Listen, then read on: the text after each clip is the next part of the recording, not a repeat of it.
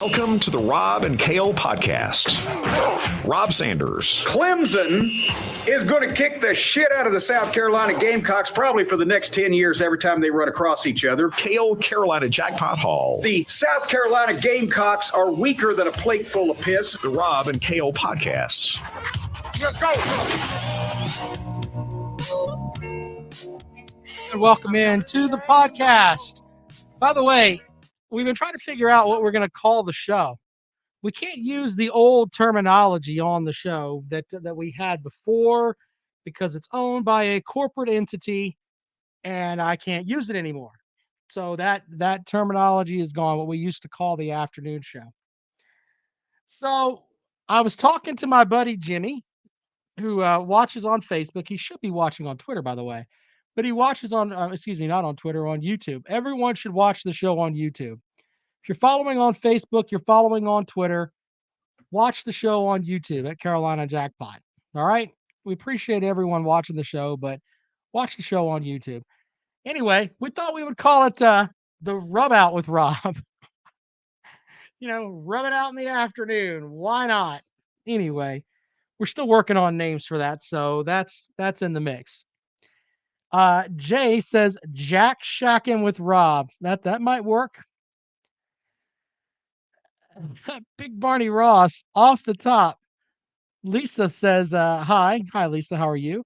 Big Barney Ross says it's President Obama's birthday. I can't believe it's been 61 years since his mother forged his birth certificate. Big Barney Ross coming in hard and heavy on a Friday. Holy shit, Big Barney Ross. All right, so here on the program today, 247 Sports put out an article about the most depressing losses in college football. I want to get your depressing losses. That's important too. But before we do that, let's thank Calloway's Bar and Grill out in West Columbia, Highway 1, diagonal from the Walmart. They sponsor the Calloway's Pick'em Challenge. Your happy butt should be in the Calloway's Pick'em Challenge. Why? Because I tell you why. If you are someone that likes the holiday season, okay, and you like the whole gist of, hey, I'm going to go shopping and I'm going to go get this and I'm going to go get that, that's all great. If you're going to go and get all that stuff, that's awesome, but that stuff costs money.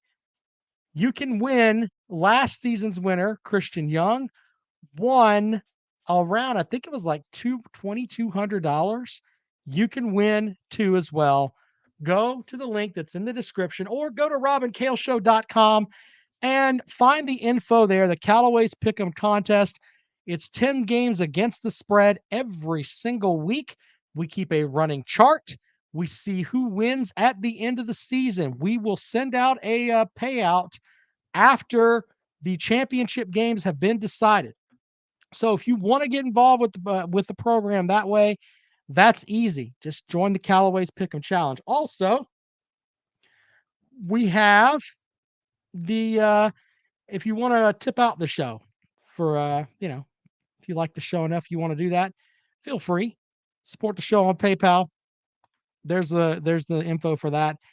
And as always, you can call the show 803-470-2905. That is the number to dial if you'd like to get in on the program today. Simple as that. We're going to talk about that. We're also going to talk for a minute. There's two things that are out there that are kind of interesting and funny, and not really funny, but I think people are taking them the wrong way. So I follow someone on Twitter, and she's an older lady that's in the upstate that is a big time Clemson supporter, and she retweeted something about Gamecock. The Gamecocks have it where you can get, I think it's 2 tickets to go to any game but the Georgia game.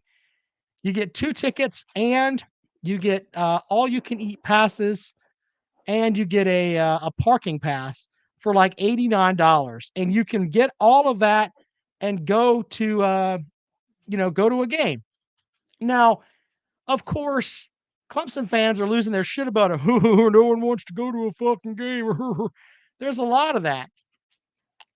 I'm here to tell the Clemson fans, you know what? You should be supportive of that. It's insane when people make fun of shit like that. The university and Costco have gotten together and they're trying to find ways to get people to go to games. And I know there's going to be a set group of people that are going to go regardless, but I'm just going to be honest with you. We're at a point right now where people would rather watch games at home. Shout out to Daniil, Zona Tucson, Big Barney Ross, Lisa, Jay, all of you guys watching online. I mean this with every ounce of my soul.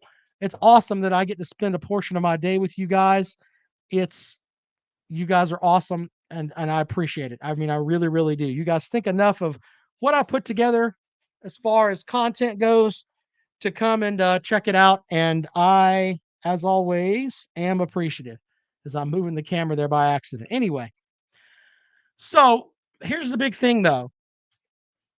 I think the Gamecocks should be rewarded for this. No, I mean, not, and I don't know what I mean by rewarded, but they shouldn't be looked down upon for this. There are fans out there that, let's just be honest, if you had to pay face value for a ticket, it's like $100 a ticket. That's the gist of it. If you take a family of, I've got 3 children. If they decided they wanted to go to a South Carolina game, it's like, okay. I mean, I'm not going to go. But here's the thing. Do the math on that. If you go to a game and you spend $100 a ticket for a family of 5, that's $500 just to get into the door. You spend $50 on your parking pass, that's $550.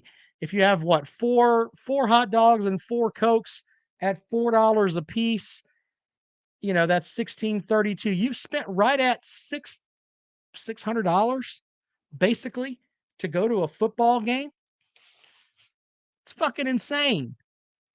And they're trying to set it where, hey, maybe for some games, you can go and do that.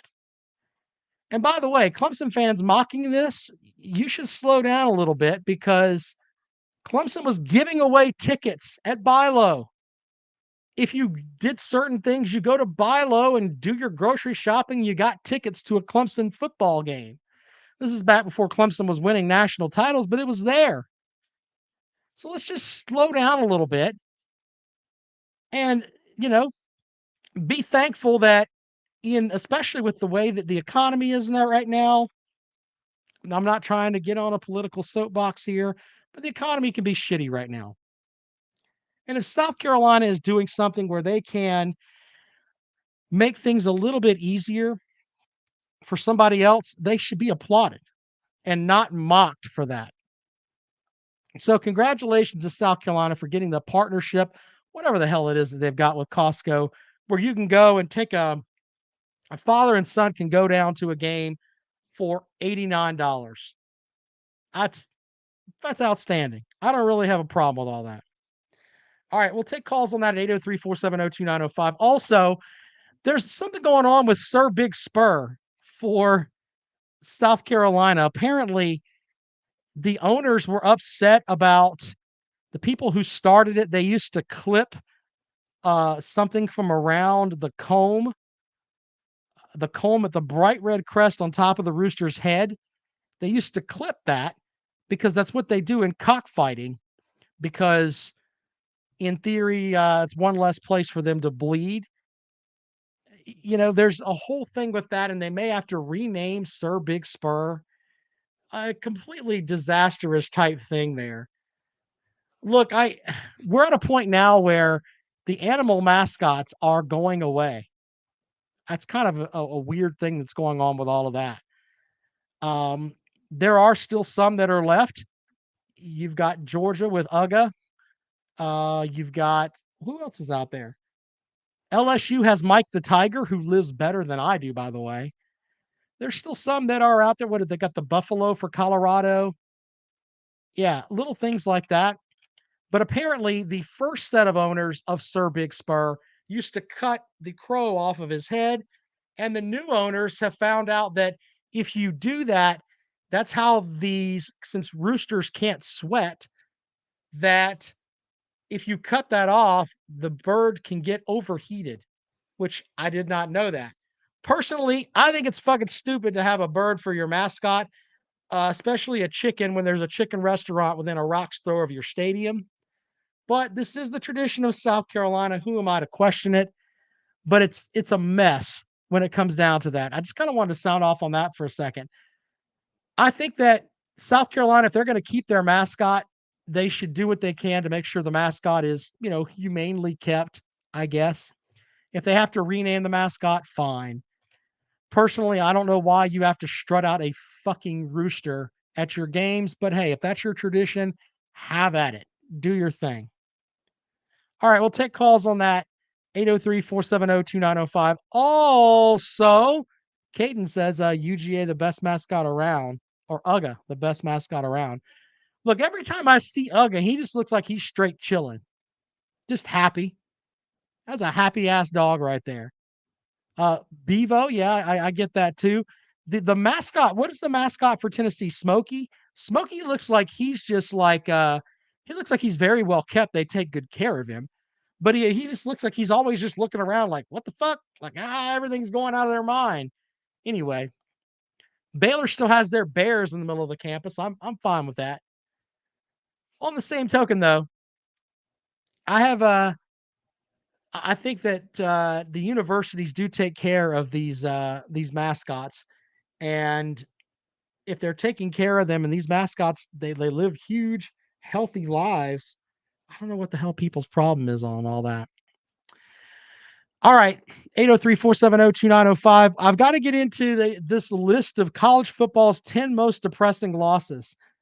Uh, and I'll read some of them here quickly. Number 10 on the list is Wisconsin's Hail Mary loss to Ohio State in 2011. I'm not going to talk about Big Ten football because they're children of the corn and it's not really football up there. Football is only real south of the Mason-Dixon line. The teams that play above the Mason-Dixon line really don't play football. They pretend to play football, and I don't really acknowledge their existence. Any depressing loss is if you're a team from the ACC or the SEC and you lose to a team that's from above the Mason-Dixon line. That is a loss to your program, and you should hide in shame from that. I don't care if it's Ohio State, Michigan, Notre Dame, whoever. If you're a team from the South and you can recruit from the hotbed of recruiting that is in the South and you lose to a bunch of children of the corn motherfuckers, it is a depressing loss. I don't care who it is. So there's that. College football was meant to be played in the South. That's it. These pussies, and that's what they are, from up north, I got nothing for you. I can deal with some of the folks from the West, okay, but hey, we're going to play in the snow, and you're not a real team unless you play in the snow. Here's a thought. Dig the snow out of your house. No one cares. No one absolutely cares. College football is a Southern sport. You motherfuckers have the NFL. You can go watch the Pittsburgh Steelers and the New England Patriots and all those other sets up there. Go and watch that yourself. College football is a Southern sport. I'm not talking like it's the Civil War. I'm just talking about the cream of the crop are in the South. I'll tell you what I'll do for you. Okay. You give me Alabama, Georgia, LSU, Clemson, and let's go with give me a fifth team here. I don't know, Florida State. Give me those five. And I'll take those five teams against the fucking field from the north. And you're not going to win. You're not going to win. All you're going to do is get kicked in the nuts and we're going to laugh at you. That's just the way that it is. Okay? But we have this whole thing of, oh, we're supposed to care about them. They're fuck off with all that. Kiss my ass. Rah says Northern folk wouldn't even make it into the game down south. They couldn't handle the tailgating. Yeah. I've been to tailgates, and I'm not going to lie, and at different schools. South Carolina, Clemson. I've been to tailgates at Florida State, Arkansas, all over the place, okay? We just do it different down here. Just different. I've been to a tailgate at Ohio State. You know what it sounds like? You know what it feels like? Let me tell you guys something that and this is as real as I can get for you here. When you go to a tailgate up there, it feels like a corporate cleaned horse shit piece of shit. There you go. They all get together and they go to their favorite takeout spot and they get their sushi, and that's real. They get their sushi and their tofu and whatever other fucking cornball thing that they can get. They put all that together and they go, yay, we're tailgating. We're playing Iowa today. I wonder if the Sons of the Corn from Iowa will give us a shot here. It's just not the same. So I'm not going to sit here, by the way, and give you all of these losses that are from, or depressing losses from Big Ten schools. The Big Ten can go fuck itself, especially with their commissioner who laughed at what the SEC did during COVID. They wanted to go into a hole and not play college football at all. The Big Ten can literally go and fuck itself with a fucking yard rake. Anyway, I don't know why I'm ranting about that. Some of the other losses that are on here: Florida State nails a game-winning field goal against Nebraska. They kicked a field goal with 21 seconds remaining to win the national championship. Let's see here. What year was this? 1994. So there's that. The prayer at Jordan Hare. That's the play where Georgia, Nick Marshall, heaved a prayer into triple coverage deep down the field. Georgia defenders whiffed on the interception attempt. Ball bounced off the chest. Josh Harvey Clemens, and directly into the hands of Ricardo Lewis, hauled the ball in for a 73-yard game-winning touchdown, and Auburn fans lost their shit. Yeah, that's a depressing loss if you're a Georgia fan. How about this for Florida? I remember this. This kind of made me silly. Made me silly here for a minute. What was it? The SEC championship game where in 2009, where Tim Tebow, it's his last game, and he leaves the field crying like a bitch. Where they lost to Alabama 32-13. Both teams were undefeated. And in his final college football game, what does he get? He gets to go and beat up on Cincinnati in the Sugar Bowl. Yeah, I don't know if that's depressing or not. And I think the reason why is because I was so sick of fucking Tim Tebow. Okay? Remember when I was out there and everybody was like, this is the greatest thing ever. This is the greatest thing ever. Tim Tebow is, oh my God, he's trying to save the world. I'm one of those people that's like, you know what? I'm not buying into all this shit. Tim Tebow came out and said that he was like a virgin in college. If you were a virgin in college, then I doubt you, sir. If you weren't tapping some poontang in college when you were the Heisman Trophy winning quarterback, it completely doubt your existence. How could you not be sampling some college ass when you've won the Heisman Trophy and you're at Florida? Are the women at Florida that damn ugly that you won't try to get some of those guys? What the hell is all that? I'm just being honest. The hell's wrong with Tim Tebow? Then he goes out onto the field and Alabama hands him his ass and he cries like a bitch. I don't understand the obsession with Tim Tebow. He's trying to save the world. He's trying to save the world.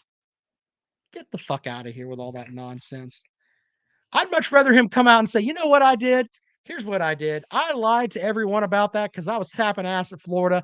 If you go into the women's dorm, you can probably still find some of my semen on the curtains when I wipe my dick on them in several different spots. Just saying. I don't know. Maybe I'm just different. Anyway, yeah, I guess if you're a Florida fan, that's a depressing loss. Number 6 for them is another Big Ten game. Fuck them. We're not even going to talk about it. The Bush push is what they call it. With seconds left and trailing by 3 points, Southern Cal. You know what? I'm not going to talk about Southern Cal. Reggie Bush cheated. I don't want to talk about them either. They say the Clemson beating Alabama at the buzzer. Hunter Renfrow with the pick play from Deshaun Watson as he makes the grab of the national championship game. Here's the thing about that game. Alabama fans get pissed off about that pick play. Here's the best part about that. Okay? You shouldn't have gotten into that position in the first place. You were up 24-14 and you lost. Your defense lost. All right? So that shouldn't be a depressing loss for you. The problem that you have is that you can't understand You had the game won anyway. You were up 10 in the fourth quarter and lost. Stop with the nonsense of, oh, that was a pick play. Go fuck yourself. You ran the damn same play yourself at some point. Everyone runs that damn pick play. Huffer Billy Paul off the top rope. DW4 got a finger job the night before that pass. Oh, shit. What did Biscuit say that's got Kirby laughing? Biscuit says, Jesus, what show am I on? Sorry, Biscuit. If I've offended you, sir, I apologize. Just little things about this list kind of made me silly. All right, anyway, the other most depressing loss is the pass interference on Miami in the 2003 Fiesta Bowl. Any loss that comes like that, I don't blame the officials. Everybody has the same officials. If there was pass interference or not, no one really cares. No one really cares. I don't really care about that at all. The Alabama game winner for a national championship, that's Tua Tagovailoa throwing what to Devontae Smith. And they beat Georgia, what, in overtime? I mean, I know for Georgia fans, that depressed the shit out of you. And then kick 6 for Auburn, where Alabama goes to kick, what, the 57-yard field goal. That's the most depressing loss ever. Okay. I'm halfway buying that. Halfway buying that. Here's the big thing. Some of these comments are great. Kirby's Visor says, Gump's got excuses every time they take L's. Yeah. That's true. Good point. Saints fans are still salty. You're right about that, Zona Tucson. Interesting stuff there. I think the other big thing, too, is that I can remember. Huffer Billy Paul's comment is outstanding. Papa B says, remember the Notre Dame linebacker with a fake girlfriend? Those Bama reporters are ruthless. That's true, too. You're right about that. Anyway, I can remember the most depressing losses for Clemson. App State beating Michigan. Yeah, that was an upset. But once again, I plug in the Southern theory here. App State's from the South. They just went up to Michigan and did what Southern teams do. Michigan generally schedules a Southern team to come into that big house of theirs. Doesn't really work out well for them. That's why they don't do many of them. Just saying. But that is a good example there, Rah.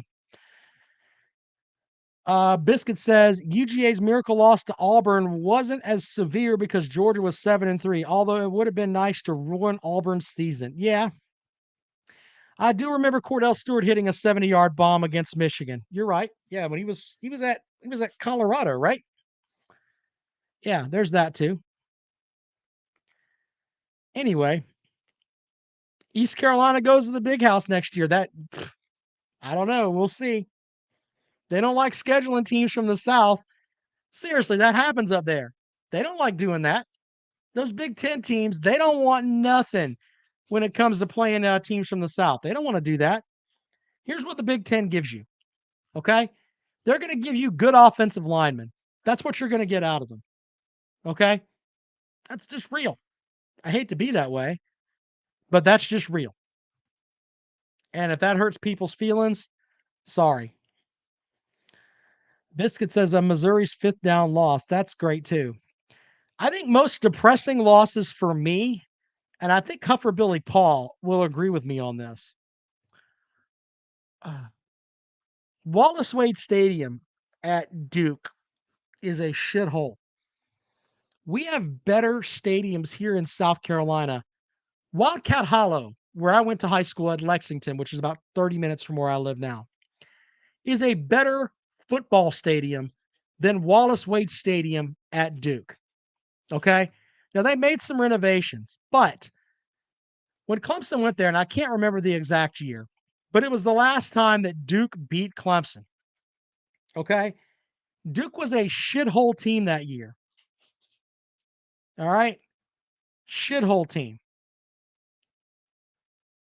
But I remember going up to that game thinking, you know what? It's going to be a good Saturday. I met with some friends up there. We tailgated. All that good stuff. You walk into the stadium and I think it holds 40,000 people, maybe, if I remember correctly. So we walk into the stadium. We're all oranged out, all of us. We're all jacked up thinking, man, we are going to face fuck Duke. Okay. That's what we're thinking to ourselves. We go in there and it is a shitty game. One of those games that I ended up getting Tommy Bowden fired, in my opinion. But Duke lines up in the fourth quarter, and it's almost like it's not real. Clemson was a 17-point favorite in that game on the road. So in the fourth quarter, Duke is hanging around. They're hanging around. Their kicker lines up for a 54-yard field goal as time expires. And this motherfucker boots it, and it would have went 70 yards. All right. And they beat Clemson, and we had to walk our orange asses out of there where the stadium was 70-30, 80-20 Clemson fans. We were supposed to set up and have drinks afterwards. Nah, fuck that. We're getting the hell out of here. We don't want to go back to this shithole place. Here's the thing that I remember, though. Wallace Wade Stadium, at halftime, they had a field house that was across the street. Okay? The game was a high noon game there. For Billy Paul. Anyway, so at halftime, the players had to go out of the stadium and go across the street to go in for their halftime meetings. That's how much they care about football at Duke. They don't even build the damn field house where it's right there next to the stadium. You had to literally walk across the street, and the cops stop traffic on both sides so the players can walk across the street. That's the way that was. It was fucking shitty. I remember the game where Kevin Butler beat Clemson on a 60-yard field goal. Yeah, that's great. But that's a loss to Georgia. That's not a loss to fucking Duke. It's not a loss to Duke at all. And we had to walk out of there with our dick in our hands and leave. And I think Duke won 3 games that season. And we went, 6-5? I don't remember what the fuck we went that season. The season, when you lose a game like that, it kills your entire season. You don't want anything to do with it. You can't get geared up for next week. You're just walking around just hoping the season's over so you can restart. You know? You can't get over that. Biscuit says the most painful loss for me was the 2012 SEC championship game. Huffer Billy Paul says he still has PTSD. Look, I'm going to tell you something. Duke is a shithole program and Clemson is a national power now. I will not walk into Wallace Wade Stadium if Clemson is playing. I will not do it. Rob says, how about Georgia Tech's kick six versus FSU? Might have been the start of the downfall for the Noles. Yeah, I'm with you. I'm with you on that. Biscuit says UGA would have killed Notre Dame in the national championships. I mean, Biscuit, we've talked about this. Where is Notre Dame? They are north of the Mason-Dixon line, so we don't take them seriously. So there's that. Kirby's Visor says that 27 national championship game ripped his heart out. My son was so bummed about seeing me so pissed off. Yeah. Look, there's games that piss you off. Okay. Clemson's last home loss was to Pitt. All right. In 2016, I believe. It's been that long. Hold on a second here.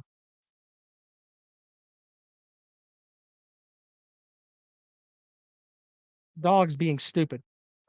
Anyway, Clemson's last home loss was to Pitt. And I remember this game so much because Deshaun Watson set like a Clemson passing record in that game. And he threw for like almost like 500 yards, and Clemson still lost. Seriously. Still lost that game. And Blewett was the name of the kicker. You can go back to Carolina Jackpot's channel and find that. And find Jackpot losing his shit when Blewett kicked the game-winning field goal. I mean, it's still great. So go and check that out. Zona Tucson says losing a football game where the ball bounces off the receiver's foot and gets taken back for a pick six is just the start of the pain.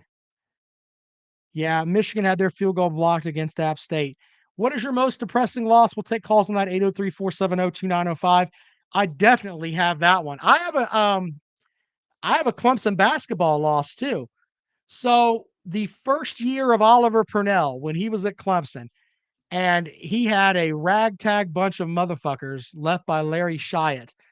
Uh, Clemson had not won an ACC game all season, and they come into this game with Virginia, and they're blowing Virginia out. They're up 17 with 4 minutes to go. All right. And it's like mid-February. Clemson won like 9 games that year. The students started shaking keys at the fucking Virginia bench. And I remember telling my buddy Danny, who went with me, we are not that kind of a program where we can shake keys at anybody. And sure as shit, we're up 17 with 2 minutes to go. And these motherfuckers went 6 straight possessions, hit 6 threes, and shut us out. And they won by 1 point. Our students were down there shaking keys at them.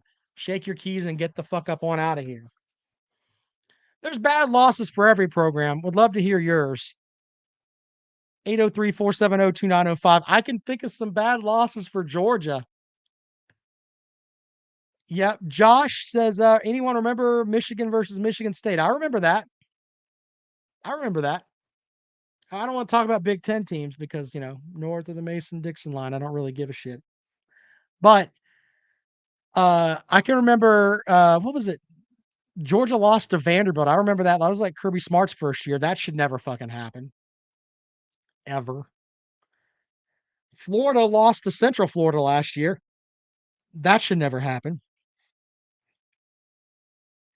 Jay Shipe says shaking keys means something else in his circle. I don't know what that means, Jay.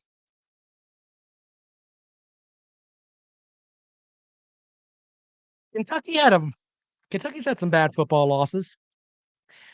I do remember the Danny Ford Maryland game. I will not talk about it there, sir, because you're going to piss me off and I won't be able to function the rest of the afternoon. Sorry. Zona Tucson says, I still have not gotten over it. Missed out on the Final Four in St. Louis. Yeah, I'm with you on that.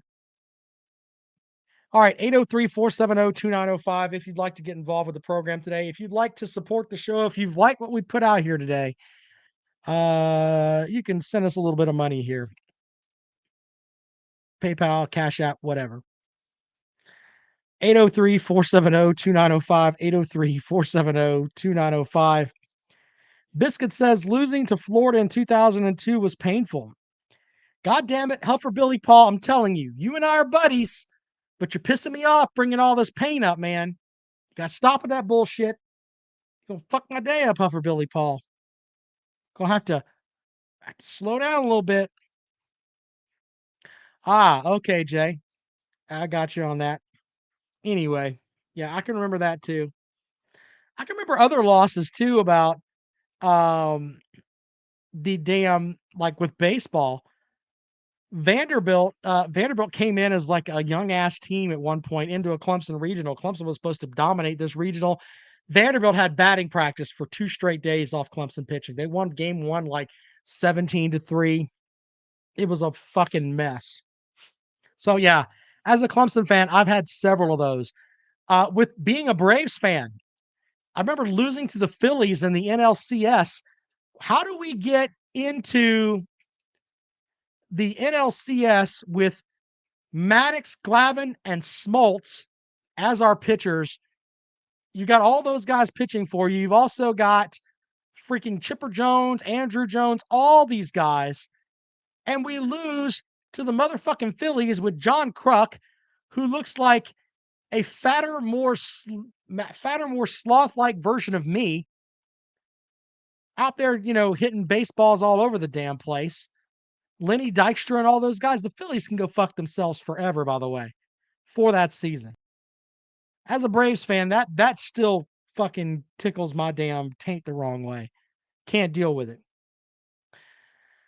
Papa B says, remember when Clemson lost to Mississippi State in the Peach Bowl? Yeah, and that sucked. That sucked, but you're losing to a Power 5 team. That doesn't really suck as much. The Falcons Super Bowl, I'm sure that hurts Falcons fans. I don't really care. Yeah, Biscuit, you God damn it, Biscuit. You're getting me, Biscuit. You can't do that. Ah. Yeah, you're right. Cruck with that dip slobber running down his mouth. Ugh. Rah says this past season, East Carolina blows a 7-run lead versus Texas, 9 outs away from punching a ticket to Omaha. And that hurts too. That absolutely hurts. But yeah, the Braves, the fact that the Atlanta Braves only had one world championship in the 90s with the pitching staff that they had and the string of hitters that they had. You better be lucky I can't monitor the chat room there, However, Billy Paul. I had to put you in timeout for 10 minutes because you're just trying to piss me off today. Can't do it, brother. Not buy it. No more of that. Biscuit says Bobby Cox is an overrated manager. Well, we could have that conversation during baseball season, I guess. But hey, it's college football. I'll tell you what, getting more jacked up for the season as we roll along here. We are like, what? Where's Baylor man? He should give us the countdown. We're like, what, 26 days away from football or some ridiculous number like that? Yeah, there's that, by the way. The Callaway's Pick'em Challenge is up. I hope that I know Big Barney Ross is going to get in it. I think Jay's already in it. Huffer Billy Paul, I think, is in it. Papa B should get in it. Tony Zona Tucson. We're going to crown a damn king here. Someone that knows their college football and how to bet games. Imagine this. You bet $20 and you could win at least $2,000. Yep, that's what you get with the Callaway's Pick'em Challenge. Florida losing to Georgia Southern. Biscuit, you know the best part about that game? Bob Rutherford's in. Yeah, Bob does very good every year. The best part about that game is that Georgia Southern did not complete a pass. Remember that if you go back and look at that game, I think they only threw 2 of them, but they did not complete a pass. Think about this for a second. You knew going in, they're going to run the football a lot. They're going to run the football a lot, and you couldn't stop them. You had Florida talent on that team, and Georgia Southern walked into your shithole stadium and knocked you off. So there's that. All right. Anyway, hope you guys are in the Callaway's Pick'em Challenge. Jackpot and I'll be back at it this weekend. If you'd like to tip the show, there's the link to do it. You guys are awesome as always. Appreciate y'all as usual. And I'm going to put my dogs outside. We'll talk to you guys on Sunday. Thanks so much for supporting the show, and we'll see you later on.